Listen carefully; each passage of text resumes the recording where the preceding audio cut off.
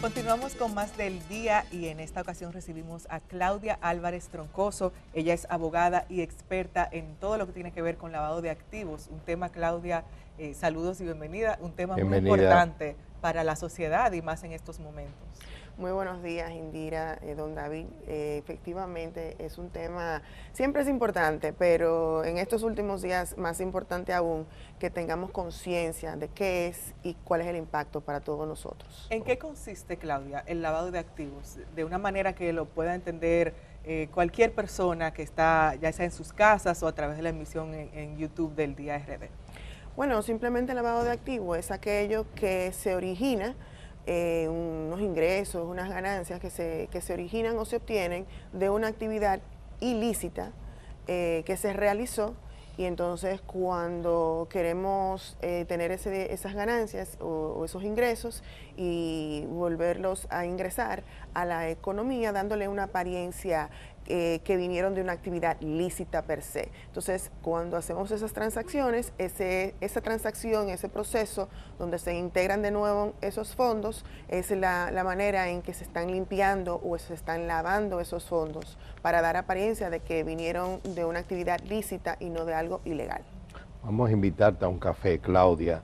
Eso ayuda para que podamos seguir analizando todas las variables de este tema. Un tema Gracias. tan complejo, al menos para los que no conocemos mucho. Sí, necesitamos fuerza. Entonces, estamos hablando de que el lavado de activos, tratando de ser lo más pedagógicos posible, es toda operación en la cual un dinero obtenido de manera no legal, qué sé yo, algo que se robaron, algo que sustrajeron, narcotráfico, etcétera, intentan o logran moverlo hacia actividades lícitas. Una persona que roba un dinero y compra mercancía para su colmado. Entonces, por decir un ejemplo muy simple. Sí, exacto. Y bueno, un detallito ahí, justamente, se transforma también.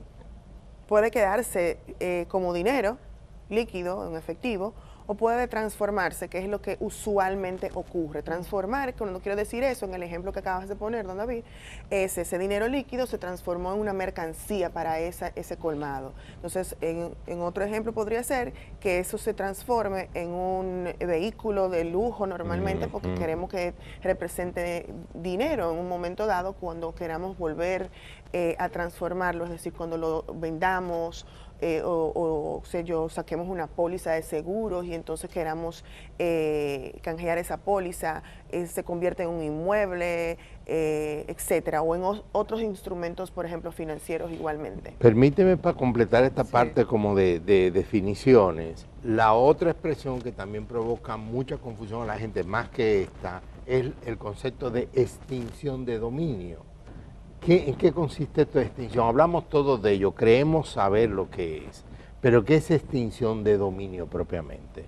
Claro, cuando hablamos de un marco de prevención de lavado de activos, estamos hablando de situaciones que ocurren en el área, en la esfera de la ilicitud, ¿verdad? En la esfera de la ilicitud, y entonces cuando ya eso forma parte de los activos, de los bienes de esta estructura criminal, y gozan de esos bienes, ellos mismos y sus vinculados también, sus estructuras como un todo, sus familias, etcétera.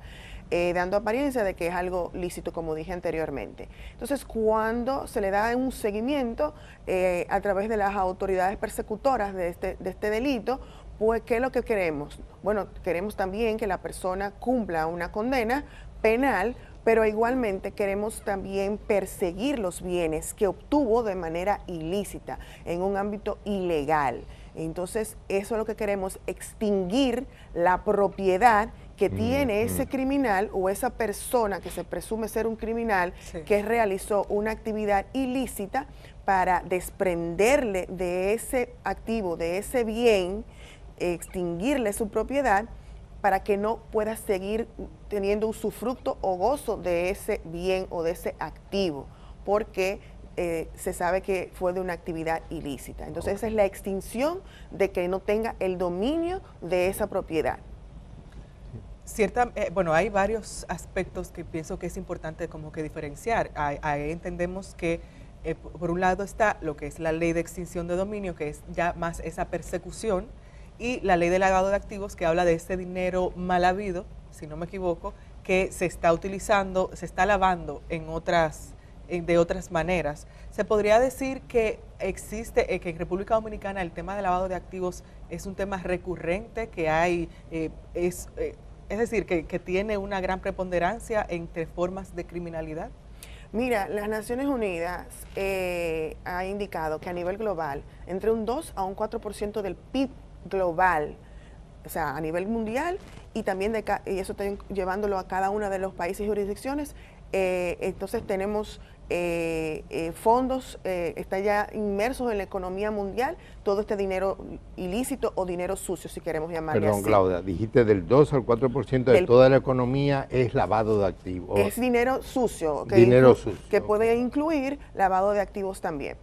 Entonces, como hago esa referencia para indicar que hay una cierta cantidad de dinero ya incrustada en la economía formal, que es una persecución hasta cierto punto un poco ya difícil de distinguir, ¿verdad? Sobre todo cuando se ha transformado ese dinero ilegal o ilícito en algo, en otro tipo de activo para dar apariencia que vino de alguna actividad legal. Entonces, ese rastreo de dónde, haciendo un estudio para atrás, ¿verdad? De dónde se mueve el dinero y para hacer las conexiones de la actividad ilícita criminal a ese bien, es lo que se lleva bastante tiempo.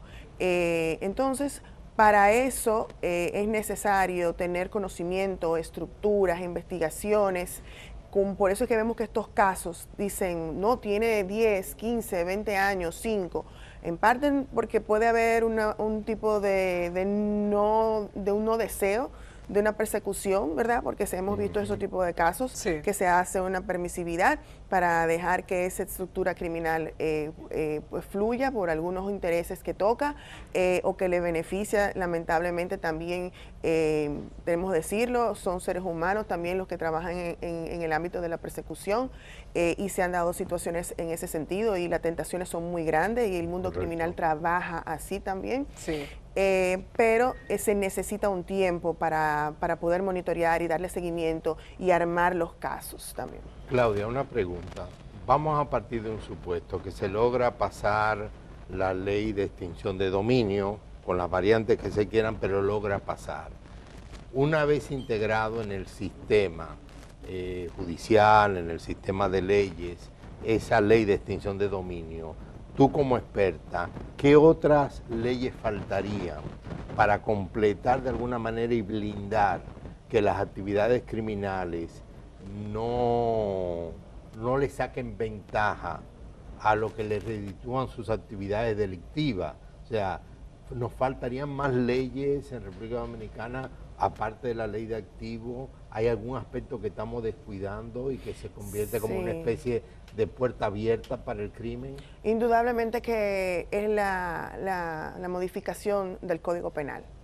Ahí hay necesariamente que incluir, como se discutió el año pasado de manera intensa, figuras de actividades delictuales que es necesario que estén incluidas en nuestro Código Penal. Hay algunas de ellas que están, por ejemplo, en la Ley de Prevención del Lavado de Activos, pero que se hace necesario que también estén en nuestro Código Penal para que estén de manera más concreta y que se defina de una manera más amplia, inclusive las sanciones penales que conllevan los delitos que ya tenemos ahí incluidos y los delitos que faltan por incluir en ese Código Penal para que tengan sanciones verdaderamente que disuadan a que no se realicen estas actividades criminales y vayan acorde con la realidad de hoy en día.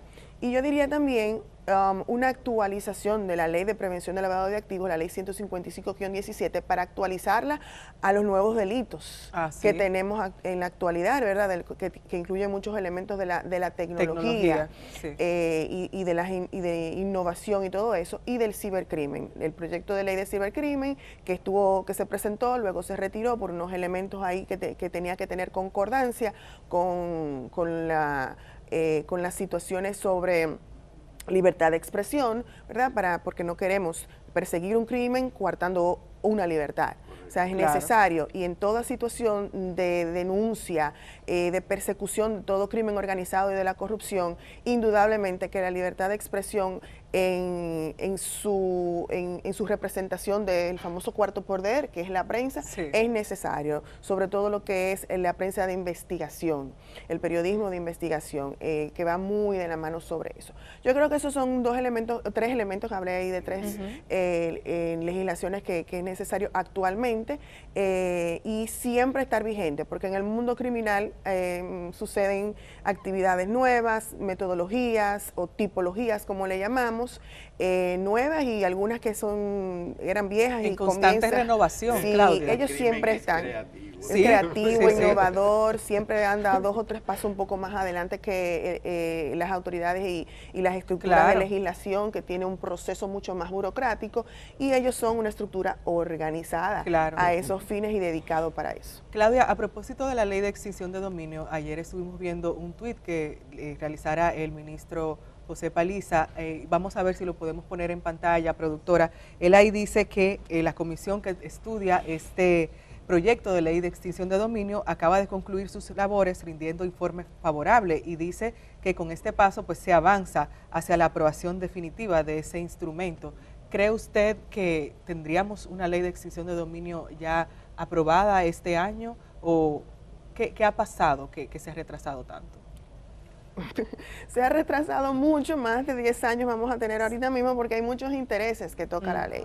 Muchos intereses, toda ley que toca en ciertos aspectos los temas que tienen que ver con criminalidad, crimen organizado, donde cada quien tiene un status quo por mucho tiempo y se ha beneficiado de ese status quo, el cambio siempre va a ser un rechazo. O sea, la respuesta para ese cambio va a ser siempre un rechazo, porque quiere mantener esa situación como siempre ha estado, para percibir esos ingresos y continuar la forma de hacer negocios como la tenía. Creo que es tiempo ya de que tengamos como país una ley de extinción de dominios para cerrar el círculo de todo lo que tiene que ver con la legislación de persecución de actividades ilícitas y del crimen organizado, crímenes inclusive denominados de lesa humanidad, ¿verdad? Somos un país que ha ratificado la Convención de la ONU contra la corrupción, tenemos ya incorporado esos elementos también en nuestro Código Procesal Penal, que los denomina de esa manera también como crimen de lesa humanidad. Y es necesario también porque nuestra sociedad necesita que esos dineros y esos fondos que se desvían por actividades criminales y demás realmente sean encausados y vayan al presupuesto nacional para los servicios que necesita nuestra ciudadanía. Entonces, ojalá que antes de que termine ese año tengamos una ley de extinción de dominio como debe de ser. Espero que luego de que este informe con objeción pase al Congreso, ustedes saben que nuestros congresistas son ellos, son especiales, son ellos mismos, y luego pues entonces comienzan las discusiones y comienzan a modificar y desvirtuar ciertos elementos, y las cosas no salen como previamente se habían eso es importante, que lo que se apruebe sea, tenemos que estar pendientes de eso. Hay que estar muy pendientes. La experiencia, por ejemplo, que se tuvo con el Código Penal fue algo que de verdad dejó un mal sabor. Entonces necesitamos darle mucho seguimiento, fiscalizar como sociedad, como ciudadanos, a nuestros congresistas que están ahí para eso, para responder, y que tengamos una ley de extinción de dominio con todas las de la ley también. Un último punto de mi parte, también muy pedagógico, porque yo estoy, a esta hora de la mañana mucha gente nos ve y a veces hablamos con vocabulario que creemos que todo el mundo lo entiende y no necesariamente lo entiende. En torno a la ley de extinción de dominio se ha discutido dos cosas, dos conceptos. Lo estábamos hablando fuera del aire. Uno, de que en República Dominicana la legislación no puede ser retroactiva, sobre todo si perjudica. Si beneficia, sí, si entiendo bien, pero no si perjudica. Pero tú diste otro concepto, que es el concepto de retrospectividad. Sí, es como confuso ahí el término, temprano en la mañana. mañana. ¿Cuál es la distinción entre uno y otro? Bueno, uno es simplemente que retroactivo, que no puede ser desde el momento en que se implementa la ley, y el otro que sí va a haber no obstante se implemente la ley o se aprueba la ley ahora, le da permiso para ver hacia atrás, o sea, para tomar en cuenta esos crímenes o esos delitos que se cometieron en años anteriores. Ojo, conforme según lo que vi, de lo que se anunció de que la comisión bicameral llegó a un acuerdo, también llegó el acuerdo de que la prescripción para la ley sería de 20 años. Entonces tenemos un parámetro de 20 años para poder mirar hacia atrás, desde el momento en que se emitió la ley. Exacto, o que se dio el crimen. O sea que todo lo que haya ocurrido antes de 20 años puede ser explorado. Pues exactamente. Pero no significa que la ley se la aplica, qué sé yo. Si No, si hay una legislación que prohíbe utilizar corbatas rojas, bueno, yo no lo sabía, para mí eso era una actividad criminal. Entonces, no pueden decir, David, hay videos tuyos de hace 20 años utilizando corbatas rojas. ¿Qué implicación tendría eso? No, claramente todo este proceso de ley de extinción de dominio conlleva una investigación. Esto no es algo que simplemente así quedamos y demás. Todo lleva un proceso de investigación, de ver qué es lo que existe, cómo eso vincula con la propiedad, etcétera. Tenemos que tener en claro que aquí los derechos de cada una de las personas van a ser respetados y necesariamente tienen que ser respetados. Así, por ejemplo, pongo el caso de la ley de prevención de lavado de activos. Mucha crítica tuvo en su momento, sigue siendo criticada. No, todo el mundo va a caer con el elemento de lavado de activos, sobre todo cuando se incluyó como delito precedente la evasión fiscal, todo el mundo escandalizado y demás. Todo eso conlleva un proceso de investigación, venga, traiga lo que usted necesite probar y todo lo demás. O sea, no es que lo van a tomar en la calle como si tuviéramos un régimen dictatorial y lo van a encarcelar y mucho menos. O sea, todo tiene un proceso de investigación, hay tribunales que se van a establecer a esos fines de manera particular. O sea, tenemos que tener esa calma, porque yo sé que también ese ha sido un elemento ahí que se ha puesto para que las personas sientan esa aprensión y ese miedo. Esa angustia, claro. Sí, esa angustia. Bueno, que cada quien que se ha hecho sus situaciones también por la vía legal no tiene por qué estar angustiado, pero comprensible en esos elementos, porque nadie se quiere enfrentar a una autoridad y pasar por unos procesos legales si entiende que no, pero... Sí. Nada, cada quien presentará sus pruebas. Agradecemos, Claudia, tu presencia aquí en el día. Es un tema bastante importante y que hay mucha confusión tanto sobre el tema de la ley de lavado de activos como de la extinción de dominio. Entonces es relevante que hablemos sobre este tipo de temas para una ciudadanía. Es importante porque se complementan, indudablemente. Sí. La ley de lavado de activos normalmente puede continuar, pero también es necesario y se complementa con una ley de extinción de dominio, no solamente para prevención del lavado de activos, vamos a estar claros, porque el crimen organizado y los delitos abarcan mucho más también que el lavado de activos en la ley de extinción de dominio. Sí, muchas gracias. Muchas implicaciones. Bueno, una vez más, gracias a Claudia Álvarez Troncoso. Ella es abogada y especialista en todo lo que tiene que ver con el tema de lavado de activos. Seguimos con otra entrevista, esta vez sobre seguridad social. Así que un momentito y volvemos con más del día.